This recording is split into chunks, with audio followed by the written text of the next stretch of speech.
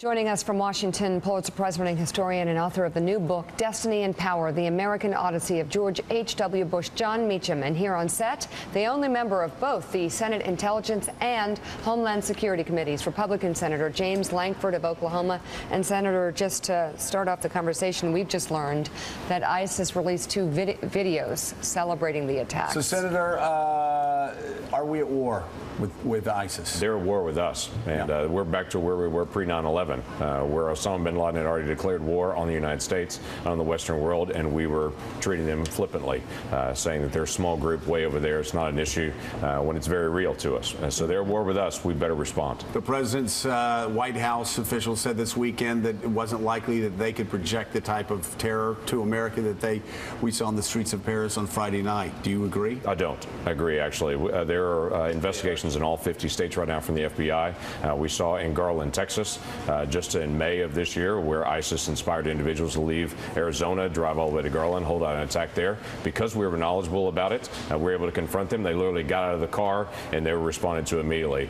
In Boston, in June, we had individuals that were going out to attack intentionally police officers that were ISIS inspired. We've seen it multiple times. They're practicing and they're trying to find individuals here that will help them engage. John Meacham, compare what's going on right now and what this president needs to do with what George H.W. Bush did in 1991. I talked to Jeb about it. I built a remarkable coalition.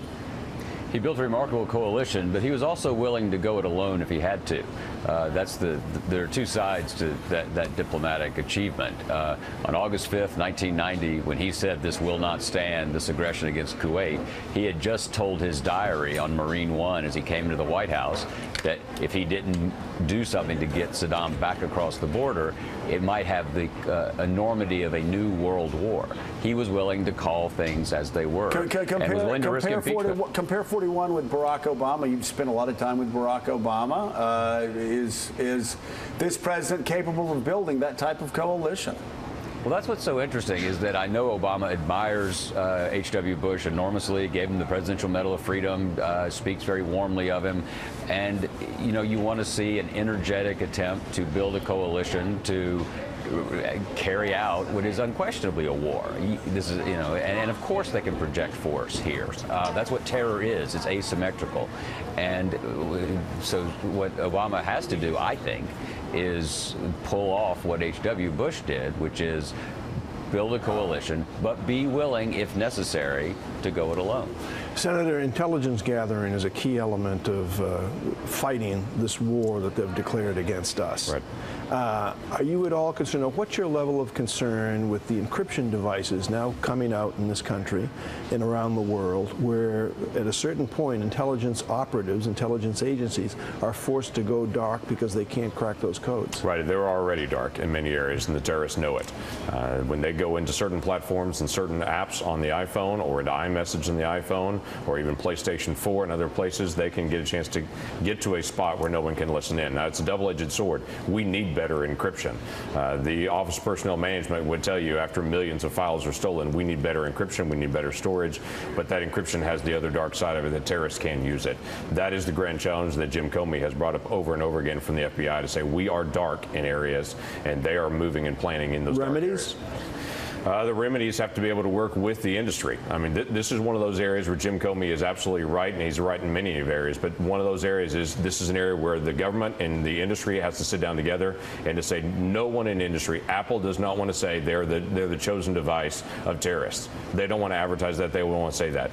But they also don't want to say there's wide open platforms that anyone can get into.